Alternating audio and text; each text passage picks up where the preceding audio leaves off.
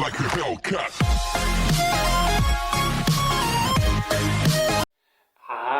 Tanga tiriko kwa gafa. Tanga tiriko kwa gafa. Hello guys.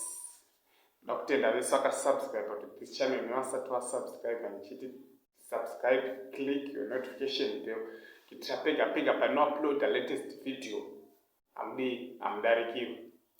Naenda nawe panapa ka ndodangotaura pane show yakaitika Manheru kwa gafa kwa Winky D ndozvandangoya nazvo kuti tingodi ngoonesa iwo tingoonesa nikutaurawo zvakandinakidza ikoko. Moziva chikatika pashow iyi yai pane show yakamboitika last time PPC yaWinky. Saka mafans aicomplaina manje acomplaina show iyi inozodi budapo nenyaya yemabacking vocalist papasina mabacking vocalist. Saka mafans acomplaina kuti agafa next time uye nemabacking vocalist because nyaya yekuti munoimbisa Lion iye ari DJ kuti apa ari kuimba hazvinyatsi kubuda. Saka gafa rakabva rateerera mafans zvataura mafans. Saka rwendo runo rakauya rakaipirwa ndo mascreenshot amuri kuona backing vocalist zvakanyanya guys, handidi kunyeperai. Muchipedzaona video ida kana musina kuiona live show iyi kai mugoenda kuNash TV muione. Moziva zvaitwa naLucky Dube, the late Lucky Dube naBob Marley mashow awaya ndopapinda Winky manje ikoko. Amabacking vocalist ainyatsokuimba bo zvainyatsokubuda bo. Guys show yakanakidza iyi show yakanakidza. Saka chanokufarira ndichingoti Winky akateerera because anoti Winky haunei nezve hawabatiki pasocial media but anenge aripo manje hatauri zvake.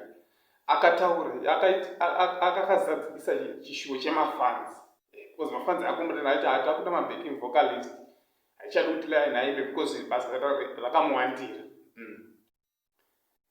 Saka manje vamwe mafans aikombrena futi vachiti nenyaya yerufu rwaScar ati Winky haana kumboimba wakwana imbira Scar. Guys zvakaitwa pashow akanyatsotora cheya yake ndo zvamuri kuona pamascreenshot izvo ndobva anyatsokugara pakunyatsokuimbira the late Scar.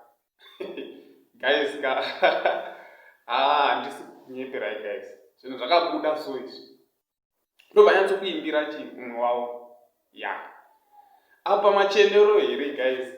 Gafa rinoita zvinhu zvisina kutarisirwa nevanhu so hazvigwisisiki zvinoitwa naWinky.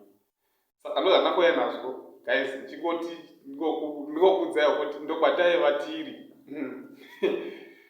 Zvazvakarongeka guys, zvazvakarongeka. Vakuvaimbi vacho namabacking vocalist ainyatsokubheka bo. Vigilance band iri kunyatsokuridza bo. Gafa racho rachinyatsokuda kuimba bo zvainyatsokubuda ende level riri ari kuribata manje akusvika manje level rana Lucky Dube nelevel rana Bob Marley ndobva akunanaira ikoko. Then ndobva aimba song imwe yako akachachura poto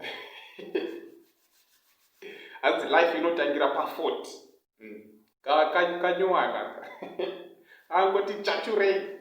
Saka mafans aWinky get ready. Chingoma hanzi chiri kuya pamberi apo tangoti tingochachura poto hazisati chapedzwa kubikwa. Saka ndozvandangoya nazvo guys tingokuonesaiwo zvakaitika nezuro kuNash TV. Saka ndiri kuti kune vese mafans aWinky asina kuona show iyi mukwanisa kundoiona mugotaura vaonere. Thank you guys.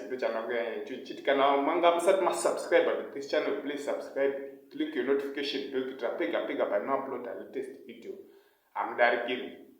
Blessed Like a Hellcat.